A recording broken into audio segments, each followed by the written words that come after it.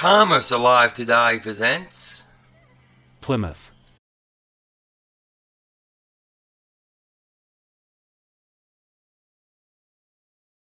The Plymouth automobile was introduced at Madison Square Garden on July 7, 1928. It was Chrysler Corporation's first entry in the low-priced field previously dominated by Chevrolet and Ford. Plymouths were initially priced higher than the competition, but offered standard features such as internal expanding hydraulic brakes that Ford and Chevrolet did not provide. Plymouths were originally sold exclusively through Chrysler dealerships, offering a low-cost alternative to the upscale Chrysler brand cars, listing the four-door 5-passenger touring sedan at $695. The logo featured a prow view of the ship Mayflower, which landed at Plymouth Rock in Plymouth, Massachusetts. However, the inspiration for the Plymouth brand name came from Plymouth binder twine, produced by the Plymouth Cordage Company, also of Plymouth. The name was chosen by Joe Fraser due to the popularity of the twine among farmers. The origins of Plymouth can be traced back to the Maxwell automobile.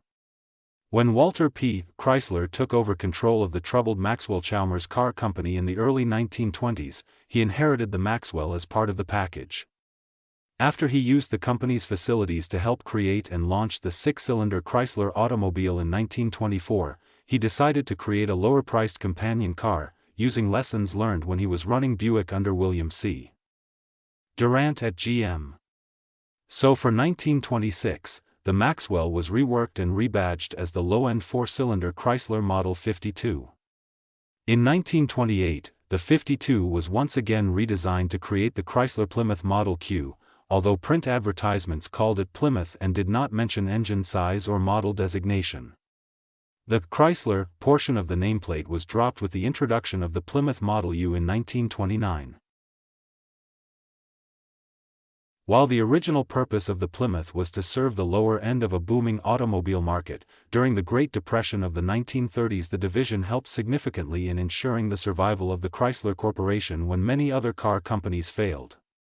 Beginning in 1930, Plymouths were sold by all three Chrysler divisions. Plymouth sales were a bright spot during this dismal automotive period, and by 1931 Plymouth rose to number 3 in sales among all cars. In 1931 with the Model PA, the company introduced floating power and boasted the smoothness of an 8, the economy of a 4. In 1933, Chrysler decided to catch up with Ford, Chevrolet, and Pontiac in engine cylinder count. The 190 cu inversion of Chrysler's Flathead 6 engine was equipped with a downdraft carburetor and installed in the new 1933 Plymouth PC, introduced on November 17, 1932. However, Chrysler had reduced the PC's wheelbase from 112 to 107 in, and the car sold poorly. By April 1933, the Dodge division's Model DP chassis, with an 112-inch wheelbase, was put under the PC body with DP front fenders, hood, and radiator shell. The model designation was advanced to PD. The PC was redesigned to look similar to the PD and became the Standard 6. It had been the Plymouth 6 at the introduction and was sold through to the end of 1933, but in much lower numbers. In 1937, Plymouth along with the other Chrysler makes added safety features such as flat dashboards with recessed controls and the back of the front seat padded for the rear seat occupants. The PC was shipped overseas to Sweden, Denmark, and the UK, as well as Australia. In the UK, it was sold as a Chrysler Q, the town of Kew being the location of the Chrysler factory in a district in the London borough of Richmond upon Thames. The Flathead 6, which started with the 1933 Model PC, stayed in the Plymouth until the 1959 models. In 1939, Plymouth produced 417,528 vehicles, of which 5,967 were two-door convertible coupes with rumble seats. The 1939 convertible coupe was prominently featured at Chrysler's exhibit at the 1939 New York World's Fair, advertised as the first mass-production convertible with a power folding top. It featured a 201 cu in, 82 horsepower version of the Flathead 6 engine. For much of its life, Plymouth was one of the top-selling American automobile brands. It, together with Chevrolet and Ford, was commonly referred to as the low-priced three marques in the American market. Plymouth almost surpassed Ford in 1940 and 1941 as the second most popular make of automobiles in the U.S. In 1954, Plymouth offered an optional torque converter mated to a standard 3-speed transmission, marketed as Power Flight. It improved upon the high-drive, semi-automatic transmission which had been introduced the previous year. On March 25, 1954, Chrysler officially introduced to the public its first attempt at a turbine-powered car. Chrysler installed an experimental turbine, developed specifically for road vehicles, in a Plymouth. The car used was a standard 1954 Belvedere two-door hardtop. This was the beginning of a decades-long but unsuccessful attempt to develop and market a viable car powered by a turbine engine. 1955 saw Plymouth's dramatic redesign by Chrysler stylist Virgil Exner. Longer, lower, wider, it was a sensation and sales zoomed up 52% over 1954. In addition to the forward-look styling, the new car got its first modern, overhead valve V8 displacing 241 cu in. The optional Power Flight fully automatic transmission had a selector lever on the instrument panel. In 1956, Plymouth introduced the Fury, a Halo model in the Belvedere series that featured a high-performance 240 horsepower 303 cu in V8, and gold anodized trim on a body available in eggshell white only and limited to the two-door hardtop. The Fury continued to be a special, high-end car until 1959, when it replaced the Belvedere as the Deluxe series, available in hardtop, convertible, and sedan body styles. The 1957 and 1958 Furis were painted in buckskin beige, replacing eggshell white as the only available exterior color. Optional equipment included air conditioning, automatic transmission, power steering, and power assist brakes. In 1959, a special Sport Fury was available as the Special Sporty Plymouth. The Power Flight Automatic was now controlled by reliable mechanical push buttons on a pod on the left side of the dash. In 1957, Virgil Exner's new forward-look design theme, advertised by Plymouth with the tagline, "Suddenly, it's 1960," produced cars with advanced styling compared to Chevrolet or Ford. The 1957 total production soared to 726,009, about 200,000 more than 1956, and the largest output yet for Plymouth. However, the 1957 to 1958 forward-look models suffered from poor materials, spotty build quality, and inadequate corrosion protection. They were rust-prone and greatly damaged Chrysler's reputation. Although Plymouth sales suffered as a result of the quality control problems and excesses of the Exner-styled models in the early 1960s, people bought enough of the cars to keep the division profitable. Starting in 1961, the Valiant Compact became a Plymouth, further boosting sales. Under the impression that Chevrolet was about to downsize its 1962 models, Chrysler introduced a significantly smaller standard Plymouth for 1962. As is known, Chevrolet's big cars were not downsized, catching Plymouth in a sales slump in a market where bigger was better. The 1963 Fury, Belvedere, and Savoy were slightly larger, featuring a totally new body style, highlighted by prominent outboard front parking lights. For 1964, Plymouth got another major restyle, featuring a new, slant-back roofline for hardtop coupes that would prove popular. For 1965, the Plymouth Fury models were built on the new C-body platform. The Savoy line was discontinued and the Belvedere was classified as an intermediate, retaining the B-body platform used starting 1962. The low-end series was Fury I, the mid-level model was Fury II, and the higher-end models were Fury IIIs. The Sport Fury, which featured bucket seats and a console shifter, was a mix of luxury and sport. Ford and Chevrolet had introduced luxury editions of their big cars for 1965, and Plymouth responded with the 1966 Sport Fury with a 383 cu in V8, and the VIP was introduced as a more luxurious version of the Fury. Furus, Belvederes, and Valiants continued to sell well during the late 1960s and early 1970s. While Fury I and Fury II were only available in the US as sedans, Fury II was available as a two-door hardtop in addition to the pillared sedans in Canada. The performance car market segment expanded during the late 1960s and early 1970s. The 1964 Barracuda Fastback is considered the first of Plymouth's sporty cars. Based on the Valiant, it was available with the slant 6, or 273 cu in small block V8. For 1967, Plymouth introduced the Belvedere GTX, a bucket-seat high-style hardtop coupe and convertible that could be ordered with either the Super Commando 440 cu in or Hemi 426 cu in V8 engines. Looking for an advantage at the drag races, 1968 had a stripped-down Belvedere coupe, the Road Runner, which featured a bench seat and minimal interior and exterior trim, but was available with Chrysler's big block engines and a floor-mounted 4-speed manual transmission. The Barracuda, originally a compact sporty car, became available with the 426 Hemi and 440 big block engines in 1968.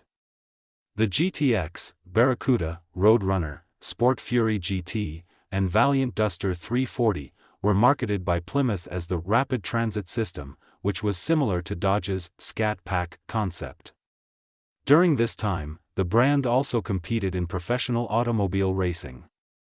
Examples include Richard Petty's career with Plymouth in NASCAR, Dan Gurney, who raced a CUDA as part of the All-American Racers in numerous Trans Am events, and Sox and Martin, one of the most well-known drag racing teams of the period, only raced Plymouths after 1964. By the 1970s, emissions and safety regulations, along with soaring gasoline prices and an economic downturn, meant demand dropped for all muscle-type models. As with other American vehicles of the time, there was a progressive decrease in the Barracuda's performance. To meet increasingly stringent safety and exhaust emission regulations, big block engine options were discontinued.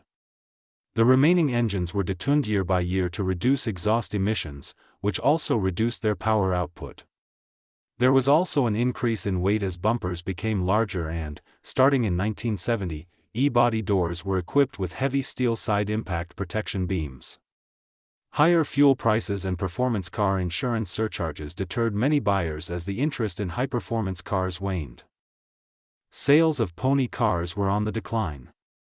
Sales had dropped dramatically after 1970, and while 1973 showed a sales uptick, Barracuda production ended April 1, 1974, 10 years to the day after it had begun. The redesign for the 1970 Barracuda removed all its previous commonality with the Valiant. The original fastback design was deleted from the line, and the Barracuda now consisted of coupe and convertible models. The all-new model, styled by John E. Hurlitz, was built on a shorter, wider version of Chrysler's existing B platform, called the E-body. Sharing this platform was the newly launched Dodge Challenger. However, no exterior sheet metal interchanged between the two cars. And the Challenger, at 110 inches, had a wheelbase that was 2 inches longer than the Barracuda. The E-body Barracuda was now able to shake the stigma of economy car. 3 versions were offered for 1970 and 1971, the base Barracuda, the luxury-oriented Grand Coupe, and the sport model, CUDA. Beginning mid-year 1970, and ending with the 1971 model, there also was the Barracuda Coupe, a low-end model that included the 198 cu in slant 6 as a base engine, lower-grade interior, and like other coupe series Chrysler Corporation offered that year had fixed quarter glass instead of roll-down rear passenger windows. The high-performance models were marketed as CUDA, deriving from the 1969 option. The E-body's engine bay was larger than that of the previous A-body, facilitating the release of Chrysler's 426 cu in Hemi for the regular retail market. For 1970 and 1971, the Barracuda and Barracuda Grand Coupe had two 6-cylinder engines available, a new 198 cu in version of the Slant 6, and the 225, as well as three different V8s, a 318 cu in, as well as a 383 cu in with a 2-barrel carburetor and single exhaust, and with a 4-barrel carburetor and dual exhaust producing 330 horsepower SAE gross. The Cuda had the 383 Ci 335 horsepower SAE gross, same as Dodge's 383 Magnum as the standard engine. Optional were the 440 cu in with 4-barrel carburetor, Super Commando, or the 6-barrel, Super Commando 6-pack, as well as the 426 cu in Hemi. The 440 and Hemi-equipped cars received upgraded suspension components and structural reinforcements to help transfer the power to the road. The compact Valiant sold well and built a reputation for attractive styling, durability, economy, and value. Although the Valiant hardtop was discontinued for 1967, it was reintroduced as a virtual clone of the Dodge Dart Swinger for 1971 under the model name Valiant Scamp. The Scamp was produced along with the Valiant, Dodge Dart, and Swinger until 1976, when it was replaced with the Volare. Featuring transverse-mounted torsion bars and a slightly larger body, the Volare and its Dodge twin, the Aspen was an instant sales success. Available as coupe, sedan, or station wagon, the Volare offered a smoother ride and better handling than the Dart/Valiant, but suffered quality control problems and by 1980 was selling poorly.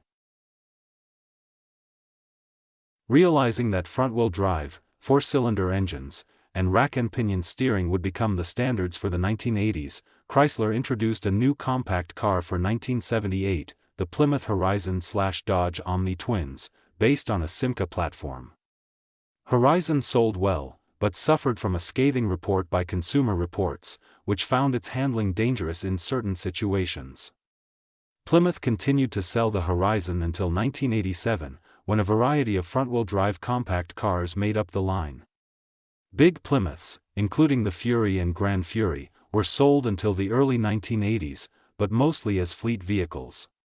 While attempting to compete with Ford and Chevrolet for big car sales, Plymouth was hurt by Chrysler's financial woes in the late 1970s, when both its competitors downsized their full-size models. Most Plymouth models, especially those offered from the 1970s onward, such as the Valiant, Volare, and the Acclaim, were badge-engineered versions of Dodge or Mitsubishi models. In 1982, Plymouth downsized the Grand Fury again, this time sharing the midsize M platform with the Chrysler Fifth Avenue, called Chrysler New Yorker/New Yorker Fifth Avenue for 1982 and 1983, and the Dodge Diplomat. In addition to the R-body Grand Fury, the M-body Grand Fury replaced the M-body Chrysler LeBaron, which had moved to the compact K platform that year. Now considered a mid-sized car, this generation Grand Fury was close to the exterior size of what was once the compact Valiant and Volare, but offered more interior room. The M-body was in fact heavily based on the Volare SF platform. Like its predecessor, the 1982 Grand Fury was introduced later than its Chrysler and Dodge siblings. The Chrysler LeBaron and Dodge Diplomat had used the M-body since 1977. 1982 to 1989 Plymouth Grand Furis shared the Dodge Diplomat's front and rear fascias. They were virtually identical with the exception of badging. Once again, the third-generation Grand Fury was available in base and higher-end salon trim. As in previous years, the higher-volume Grand Fury base model catered more towards fleet customers, while Grand Fury salons were geared more towards private customers and offered options such as full vinyl roofs, velour upholstery, turbine spoke wheels, power windows, and power locks. Although available to private retail customers, the M-body Grand Fury was far more popular with police departments and other fleet customers. Primarily since the car was reasonably priced and had a conventional drivetrain with proven components that could withstand a good deal of abuse. This generation of the Grand Fury sold in respectable numbers. However, Despite having the same base prices as the Grand Fury, the Diplomat always outsold it, usually by several thousand units each year. The Chrysler Fifth Avenue's total sales were always more than that of the Grand Fury and Diplomat by far, even though it generally cost about $6,000 more. This was the last car to carry the Grand Fury nameplate, but it remained largely unchanged for its 7-year run. Declining sales, a lack of promotion, and technical obsolescence. The platform dated back to the 1976 Plymouth Volare and Dodge Aspen eventually contributed to the model's demise in early 1989. That year, a driver-side airbag became standard. This would be the last RWD Plymouth until the introduction of the Prowler. While Dodge offered the 1990 Monaco, and later the 1993 Intrepid, Chrysler never replaced the Grand Fury with any other large car in the remainder of Plymouth's lineup on through to its demise in the 2001 model year. In 1984, Chrysler marketed the rebadged Plymouth variant of its new minivan as the Voyager, using the Chrysler's S platform, derived from the K platform. The Voyager shared components with the K cars, including portions of the interior, e.g., the Reliance instrument cluster and dashboard controls, along with the K platform front-wheel drive layout and low floor, giving the Voyager a car-like ease of entry. The Voyager was on Car and Driver magazine's 10 Best list for 1985. For 1987, the Voyager received minor cosmetic updates as well as the May 1987 introduction of the Grand Voyager, which was built on a longer wheelbase adding more cargo room. It was available only with SE or LE trim. First-generation Voyager minivans were offered in 3 trim levels, an unnamed base model, mid-grade SE, and high-end LE, the latter bearing simulated wood grain paneling. A sportier LX model was added in 1989, sharing much of its components with the Caravan ES. Safety features included 3-point seat belts for the front 2 passengers and lap belts for the rear passengers. Standard on all Voyagers were legally mandated side impact reinforcements for all seating front and rear outboard positions. But airbags or ABS were not available. Notably, the Voyager, along with the Dodge Caravan, are considered to be the first mass-produced vehicles to have dedicated built-in cup holders. Original commercials for the 1984 Voyager featured magician Doug Henning as a spokesperson to promote the Voyager, magic wagons, versatility, cargo space, low step-in height, passenger volume, and maneuverability. Later commercials in 1989 featured rock singer Tina Turner. Canadian commercials in 1990 featured pop singer Celine Dion. For 1987, which was the Sundance's first year, it was available in a single base model. For 1988, a higher-end RS model was available. The RS model, which stood for Rally Sport, came with standard features that included two-tone paint, fog lights, and a leather-wrapped steering wheel. It was also available with a turbocharged 2.2 Li4 engine, and other amenities like an infinity sound system, tinted window glass, and dual power mirrors. For 1991, the base model split into 2 distinct models, entry-level America and mid-level Highline, in addition to the high-end RS. The stripped-down America had previously been offered for the Plymouth Horizon's final year in 1990. The AA body cars were badge-engineered triplets, as were most Chrysler products of this time. The Acclaim differed from its siblings primarily in wheel choices, body-side molding, and fascias where it sported its unique taillights and the corporate Plymouth Eggcrate grille. Like the K-body and E-body vehicles they replaced, the Acclaim and Dodge Spirit were both marketed as mainstream variants, while the Chrysler LeBaron was marketed as the luxury variant. Despite this, there was substantial overlap in trims and equipment among each car. For example, a fully loaded Acclaim was almost similar to a base LeBaron in features and price. In addition to its entry-level base model, the Acclaim was initially available in mid-range LE and high-end LX trim. The LE and LX models came equipped with features such as premium cloth seating, power windows/door locks, premium sound systems, body-side cladding, additional exterior brightwork, and on the latter 15-inch lace-spoke aluminum wheels. In spite of this, the base model accounted for nearly 85% of Acclaim sales. Unlike the Spirit, the Acclaim did not receive any sport-oriented models. The Acclaim has also been characterized as the replacement for the smaller Reliant, though the Sundance launched in 1987 is closer than the Acclaim in most dimensions to the Reliant. By the 1990s, Plymouth had lost much of its identity, as its models continued to overlap in features and prices with its sister brands, Dodge and Eagle. Chrysler attempted to remedy this by repositioning Plymouth to its traditional target market as the automaker's entry-level brand. This included giving Plymouth its own new sailboat logo and advertisements that focused solely on value. However, this only further narrowed Plymouth's product offerings and buyer appeal, and sales continued to fall. Chrysler considered giving Plymouth a variant of the highly successful new, for 1993 full-size LH platform, which would have been called the Accolade, but decided against it. By the late 1990s, only 4 vehicles were sold under the Plymouth name: the Voyager/Grand Voyager minivans, the Breeze midsize sedan, the Neon compact car, and the Prowler sports car, which was to be the last model unique to Plymouth, though the Chrysler PT Cruiser was conceived as a concept unique to Plymouth before production commenced as a Chrysler model. After discontinuing the Eagle brand in 1998, Chrysler was planning to expand the Plymouth line with a number of unique models before the corporation's merger with Daimler-Benz AG. The first model was the Plymouth Prowler, a hot rod-styled sports car. The PT Cruiser was to have been the second. Both models had similar front-end styling, suggesting Chrysler intended a retro styling theme for the Plymouth brand. At the time of Daimler's takeover of Chrysler, Plymouth had no models besides the Prowler not also offered in a similar version by Dodge.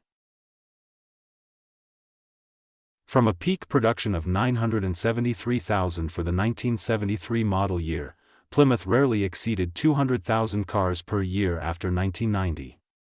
Even the Voyager sales were usually less than 50% of that of the Dodge Caravan. In Canada, the Plymouth name was defunct at the end of the 1999 model year. Consequently, DaimlerChrysler decided to drop the make after a limited run of 2001 models. This was announced on November 3, 1999. The last new model sold under the Plymouth mark was the second-generation Neon for 2000. The PT Cruiser was ultimately launched as a Chrysler, and the Prowler and Voyager were absorbed into that make, as well. Following the 2001 model year, the Neon was sold only as a Dodge in the US, though it remained available as a Chrysler in Canadian and other markets. The Plymouth Breeze was dropped after 2000, before Chrysler introduced their redesigned 2001 Dodge Stratus and Chrysler Sebring sedan. If you have any fond memories, please indicate it at the comments below. Thanks for watching, subscribe, and like.